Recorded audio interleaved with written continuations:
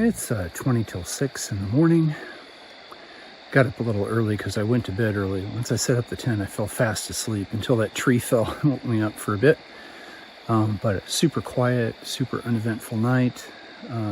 Only got down to like 63, 64 in the tent, so it was warm. It was dry, even though I'm near the river. So great night. Packed up a dry tent. I got to go back through by that little creek that we went through yesterday afternoon. The terrain might be a little treacherous around there, so I'm going to take my time. But when you go to bed early, you wake up early. And it means we'll spend more time in the dark because it's end of October. All right, well, let's see what today brings. And let's get on with it.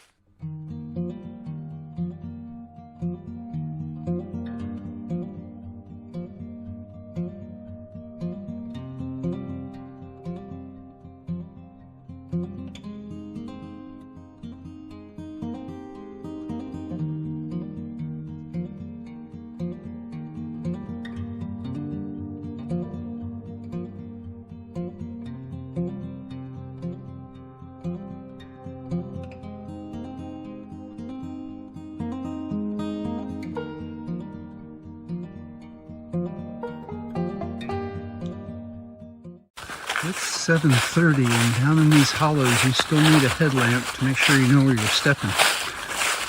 So a lot of rocks, roots, mud pits and things out here. So it stays dark pretty late in the morning. We're here at a stream crossing and they've got a rope strung across. This is for the higher water where you really need help. The trail goes off that way. I'm looking for a stone crossing they said might be a little downstream. So I'm going to try to get that and then find my way back to trail up in those woods. Well, after assessing everything and seeing how slick the rocks and logs were, it just made more sense to wade through. It's safer, you're not going to fall and injure yourself. So it was about mid-calf, not bad. Just means I have wet shoes for a while.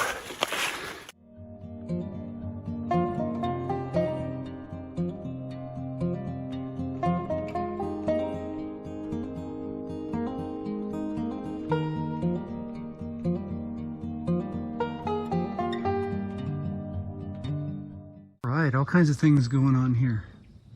Bob Ross Road is just filled with happy little trees. And then over here, evidently the Kentucky hiking trail and the Sheltowee trace are the same for a while. Very cool.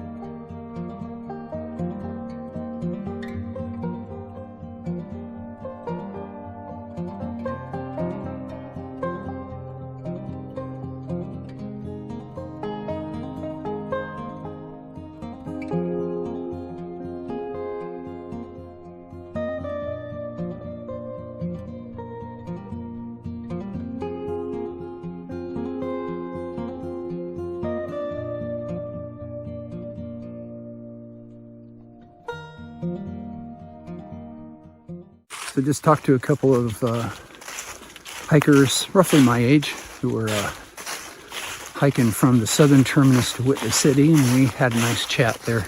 They let me know there's some cruisy trail coming up in Tennessee, and I'm happy about that. Also, he said, look out, he got poison ivy setting up the tent, and when Christy and I were in Tennessee before, remember, it's kind of made of poison ivy. So now we're running into these green blazes. I wonder if that's for the Kentucky Trail. I understand the end of this trail is the same as a second that I know of, John Muir Trail. So I have to see what it's like.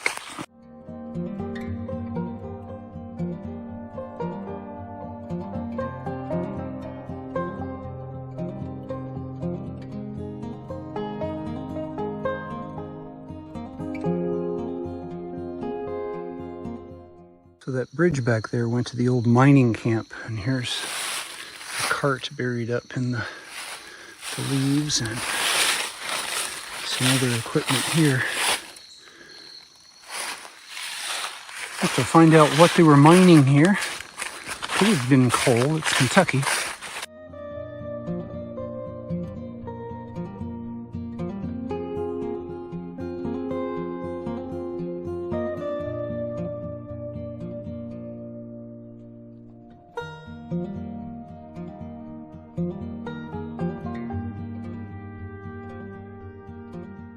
It's been a very steep climb to get here already, but evidently the only way up the cliff face is stairs. Those are some steep stairs, y'all. That was quite the ascent. Steep rock steps, then log steps, then those constructed really steep wooden steps, more log steps, then really steep trail. So I think we finally made it to the top here. We're in a lot of rhododendron, and you can always tell when you get higher elevation, you get rhododendron and mountain laurel and the holly that is very pokey. Beautiful up here. So Catawba Overlook actually has a bench, a little platform to walk out on. So let's take advantage of this. Okay, this shows how much we've climbed up from the riverbed. Over there's the mining bridge that we walked by earlier. There's the river down in the basin. Some nice cliffs and an observation point. And the cliffs keep going this way. We are up here.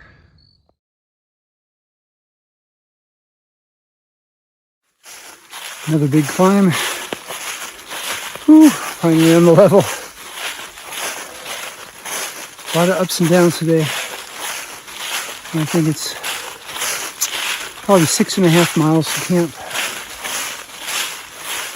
So hopefully not a whole lot more roller coastering, and just hopefully just cruise on in there.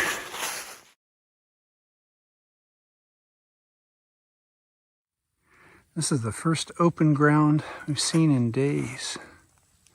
So yesterday and today were about 78 degrees, and it was humid, so a little sweaty. Tomorrow it's supposed to go down to 74 with some rain coming in, and the following days in the 60s. Sounds really good. And the nights are going to start cooling off. I think my last night on trail is going to be about 33 degrees.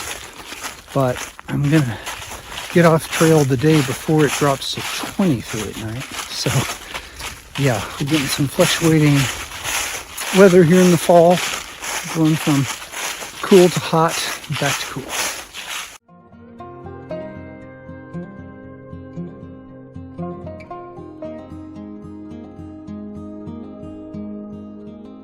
According to the app, this could be the last water until camp. So another 5 miles and a bit. So I went ahead and drank up here and got some more water. That should get me through.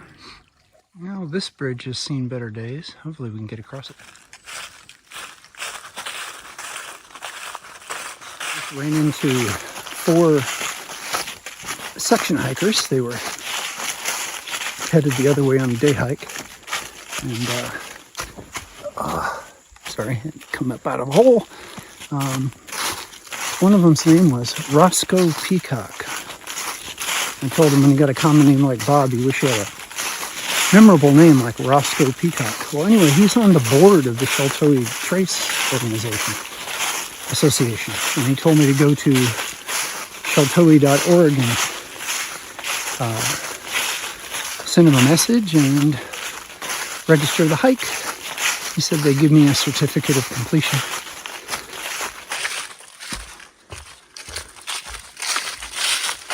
Yeah, looks like a tree got that side of the ridge.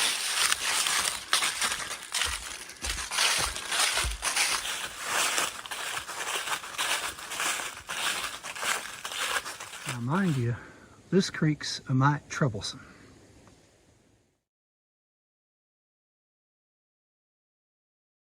Okay, we've reached Watson Branch, and I am pleased to find there is water in the creek, so I'm going to go back there and dip some out, fill the bag, and then right back up that way. There's some nice camping spots, so looking forward to getting to it.